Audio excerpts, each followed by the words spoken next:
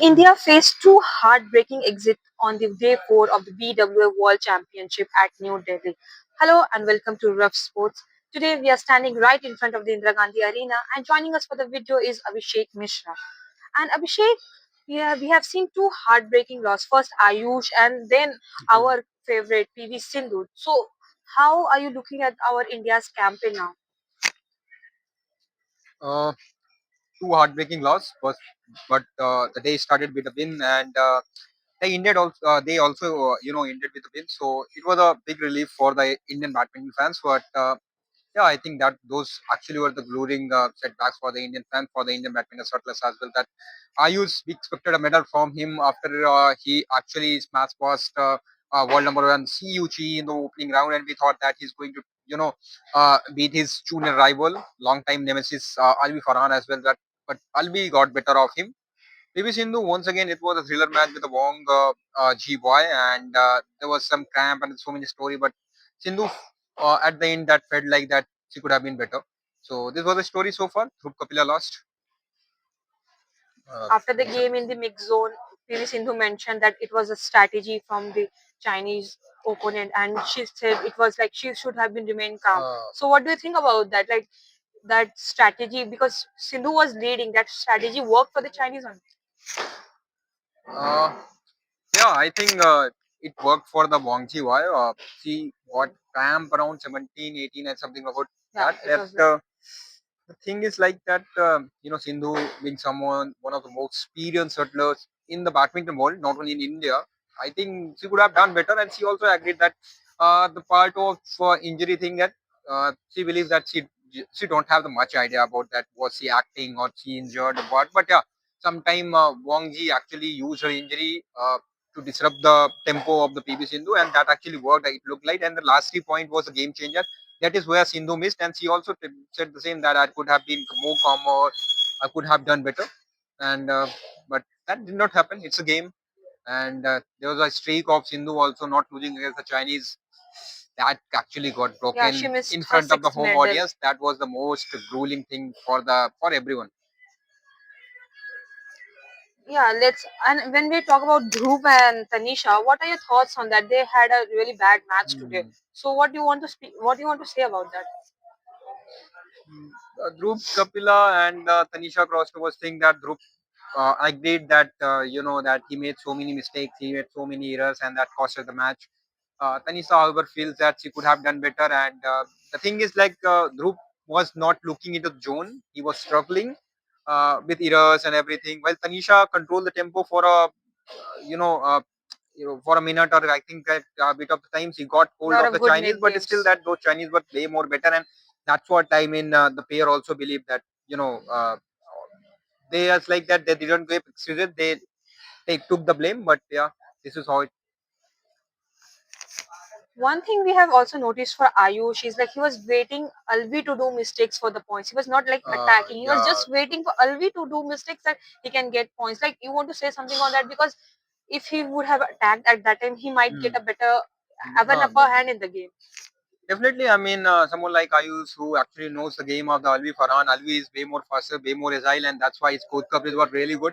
Ayush, what he actually did the mistake was like that, his game was not deception. His game was not something. Yes, he have done better deception. He has shown better deception and the net game against the CUG, but you have to understand the condition like how Alvi is actually going to play, and I think Alvi played and he tricked Ayush in the backhand side. Ayush was consistently struggling against the steep exchanges. I think that's where he missed. Instead of attacking, I think instead of going deceptive and some backward, Ayush could have stuck to their game. The towering Indian 6.6, 6'4" he had that advantage to go hard on him, and he started that. I mean, if you look at the first 3 point that he raised to an early 3-0, that was like he just gone and smashed with 100 smashes. I think that is where he missed that he could have done better with his smashes with his attacking game. That's for what he's actually known for, and he made so many mistakes when the speed changes came lower the body and he was struggling. But Alvi has a lot, last laugh. Do you think Ayush was not mentally prepared to face Alvi because in his mind there Uh, was his head-to-head record was going on? hmm. Do you think this is a factor what affected uh, Ayush campaign? I don't think. I think there was something like mentally. I cannot say what was the mental aspect in this because if we look at the senior circuit record, it's 2-2, and even if you look at the overall, it's 4-3. But yeah, always someone who always got better of him. Whether we talk about the junior world championship or the senior world championship, I think something that Alvi, comes with that was the agility and his code coverage and the play actually, understand the net game. That is where I use legs and it was not as same as Yuchi match. If we look at so Ayush definitely could have gone for. What I'm understanding that it was not a mental block, but still that whatever it was, the pressure of home crowd or the pressure expectation, no one knows.